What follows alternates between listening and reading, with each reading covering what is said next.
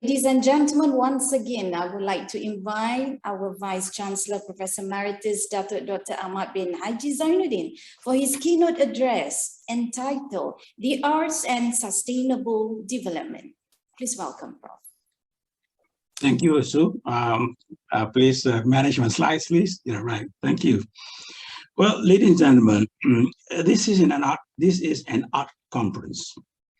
We as artists, designers, art and design academia, and cultural advocates are known for expressing diverse, disruptive, and beyond normal creativity. Our creative solutions are unique and impactful, be it for the society, industry, and the government. Every government has its own national arts and cultural policies and strategies. The way we implement the arts and cultural strategies may differ from country to country, but eventually it will have an impact on the society at large and on the total image or brand of a country.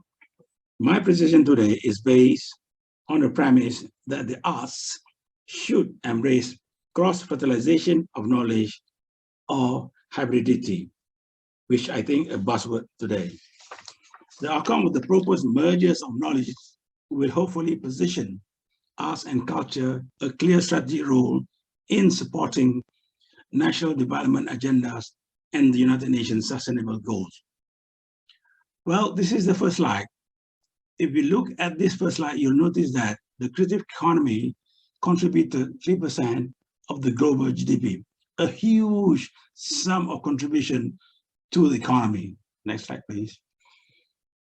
The creative economy is not only one of the most rapidly growing sectors of the world economy, it is also a highly transformative one in terms of income generation, job creation, and export earnings.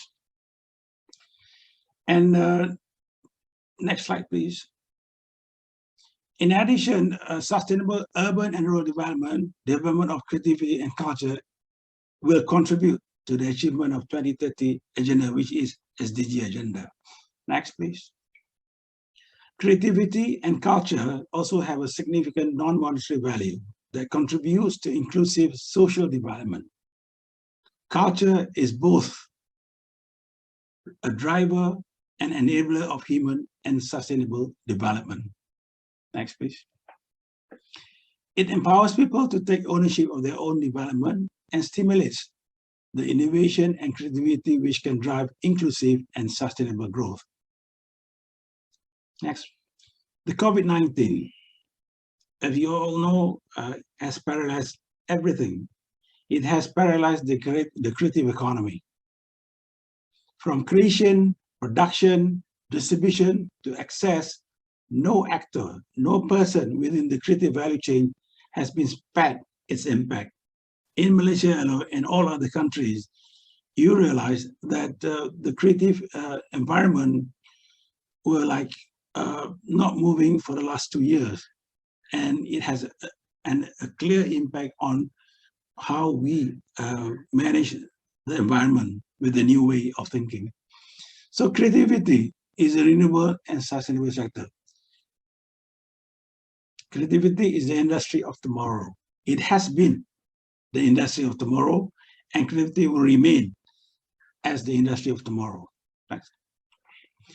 At the 74th session of the United Nations General Assembly 2021, there was a declaration that International Year of Creative Economy for Sustainable Development.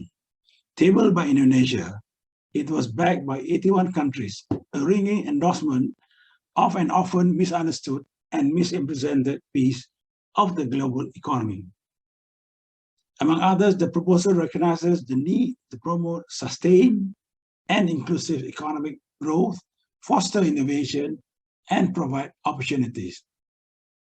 The arts and sustainable development. This is the key area that we're talking about. Next, please. Art is defined as the expression or application of human creative skill and imagination. Next. The arts, the various branches of creativity activities such as design, painting, music, literature, and dance, and all other areas. The arts enhance daily experience. All of us make art decisions almost every day. Art has touched everyone, and art is all around us. What we need to do is to give us a new definition. Arts with innovations. Art exists not for the art's sake. Art is for everybody. Art is linked to industry and the community. The arts, for example, are divided in many segments. If you look at music, dance, theater, film, fine art, animation, multimedia, visual communication design, arts management, and other performing arts and creative arts. These are very wide arts scopes. Next. So basically, arts can support sustainable development and well-being. Art does not only evoke your intellect and emotion, but it can generate occupational and professional skills and provide creative, impactful solutions for industry and community through social innovation. And these are common sustainable development goals, which I think everybody realized. There are 17 goals to transform our world. So I pick up this one to make sure that art is associated with SDG. Next. What is the relevance of arts in sustainable development goals? A lot of people will ask, what is the role of arts in terms of SDG? And if you look at SDG number 1 and 2, no poverty and zero hunger, that's the area that is focused on 1 and 2. And you look at what art can do. This is just an example. It can develop creative and arts entrepreneurship among the poor. You know, arts can come in, can go into the rural area and talk to them and developing their skills in the arts. And arts can also enhance small business, art startup, fashion, and textile and indigenous craft in support of the passion economy, which I think are well embedded in the rural area, the passion economy. And then we have also arts and digital training for the young. I think the government has announced 1,000 places or centers throughout the country to train young population in the area of digital training. And we're also developing craft skill enhancement program for the lower income group, and finally introduce digital and conventional arts business to the rural and urban poor. And this is part and parcel of what art can do in the area of no poverty and zero hunger. Next slide, please. And we look at SDG number 3, good health and well-being. Some people will ask, what's the role of art? What's the role of the arts in the area of good health and well-being? Well, arts can establish or create good mental health through arts, dance, and music therapy. Art can also enhance traditional art appreciation through sports, dance, events, and traditional cultures. And arts can also establish well-being initiative, identification of, well, the notes has covered the screen, education of touch point and strategies through arts. Next, please. SDG number 4, obviously, SDG number 4 is about quality education. The arts support lifelong learning in the arts through NGOs, education institutions with strong government and industry support.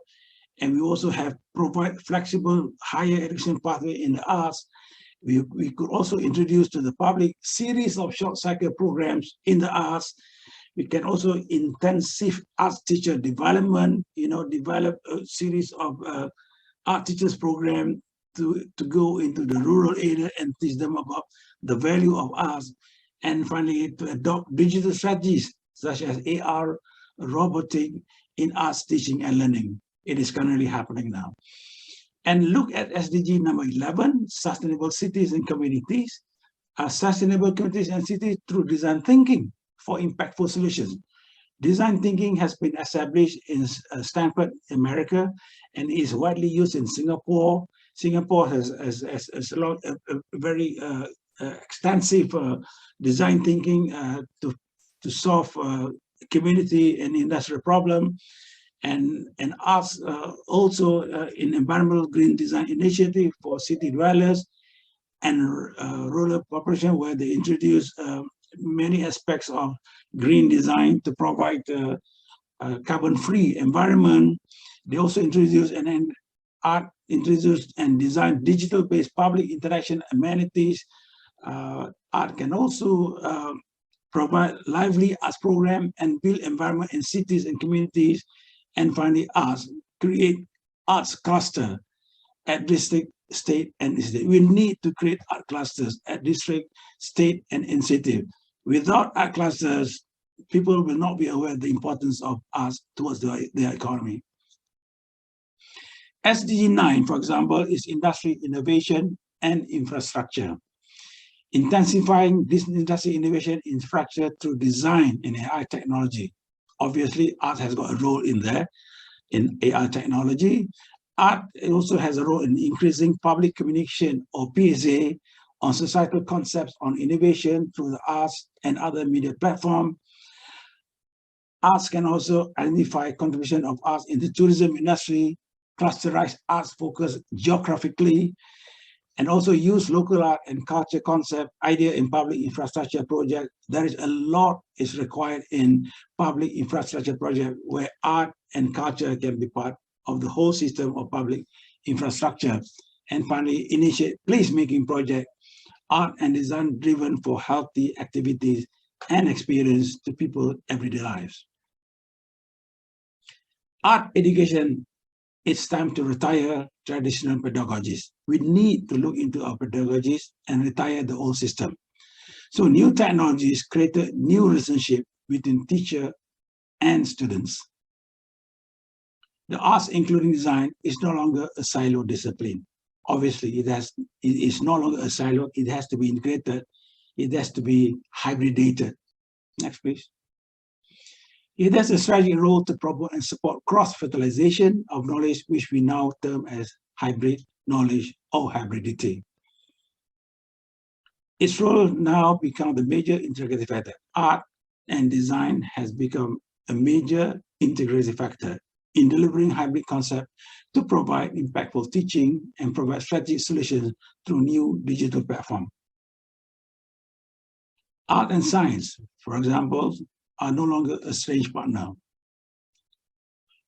And I'm giving you this example of Sir James Dyson. He's a strong believer and advocate of the integration of art, technology, and science. If you look at his background, Dyson, Britain's most innovative company, wholly owned by James Dyson, British designer and educated at Royal College of Art, London. And his background is furniture design. He has had an income of 4 billion ringgit in 2019. And he's a firm believer of hybridity in arts. Next, please.